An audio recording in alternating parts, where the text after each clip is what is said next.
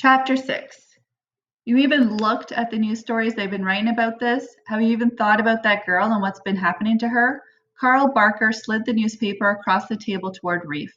You're just lucky there were no other serious injuries, or that someone wasn't killed, for God's sake. You could be in a whole lot worse mess than you are right now, young man. Reef felt the heat work its way up the back of his neck.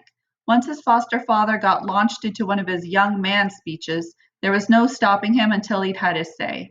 And that could be quite some time. Depending on whether he got whipped up to full bore, it could go on for 15, maybe 20 minutes, sometimes longer.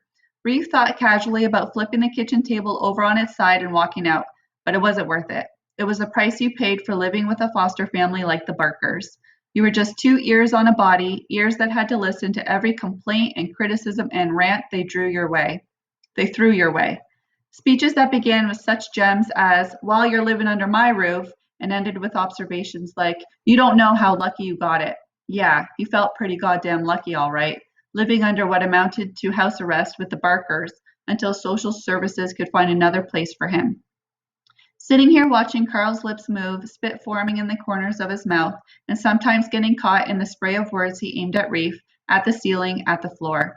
Carl had missed his calling. He should have been a preacher instead of a postman or a politician. Avoiding the damp fallout of Carl's barrage, Reef glanced down at the newspaper and saw a picture of a man and a woman being interviewed by reporters outside the courthouse where he'd sat the last 3 days. He read the caption below the photograph. Jack and Diane Morrison respond to questions following the pre-sentence hearing of the young offender guilty of causing the accident that seriously injured their daughter, Elizabeth. The young offender, how often had he heard that phrase in the last few weeks? He'd laughed at the way Jinx said it, like it had capital letters, like it was the title of one of those old movies they played on the Superstation, The Young Offender, starring Reef Kennedy. Of course, Jake and Bigger hadn't guessed where his laughter had come from, hadn't known he'd pulled it up from some hollow place inside him, forced it out between lips frozen in a grimace that he'd somehow transformed into a grin. Over the years, he'd pulled other things out of that place inside him, the sneer he wore in principals' offices, the mocking tone he used in police stations, the stony silence he'd shown his grandfather each time the drinking began. It was that same stony silence he called on now as his eyes again found the name beneath the photograph, Elizabeth. There'd been no pictures of her in the paper, no family photos or yearbook headshots. At the request of the family, he'd read, and momentarily wondered how ugly your kid had to be for a parent to ask reporters not to print her picture. Elizabeth.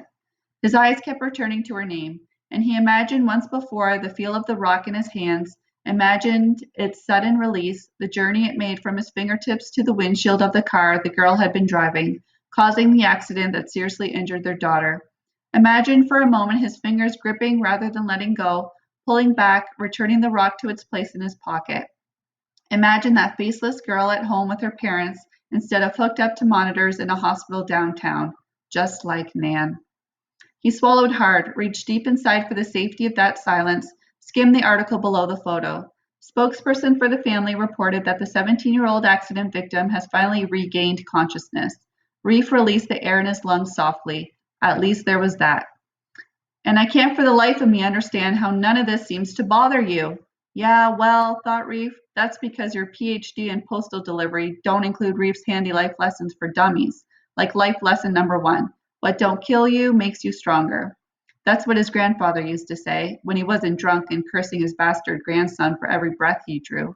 Like none of this matters, like you're just along for the ride. Reef watched Carl's lips move some more, thought again about the disembodied mouths he'd imagined in the courtroom. When it came down to it, that really was all people were, mouths. Endlessly talking mouths. People didn't even need ears anymore. His mother had actually been an improvement to the basic design. Too bad she never knew. Reef's eyes returned to the article. The prosecution and defense presented closing statements. Groups lobbying for stiffer sentences to deter youth crime.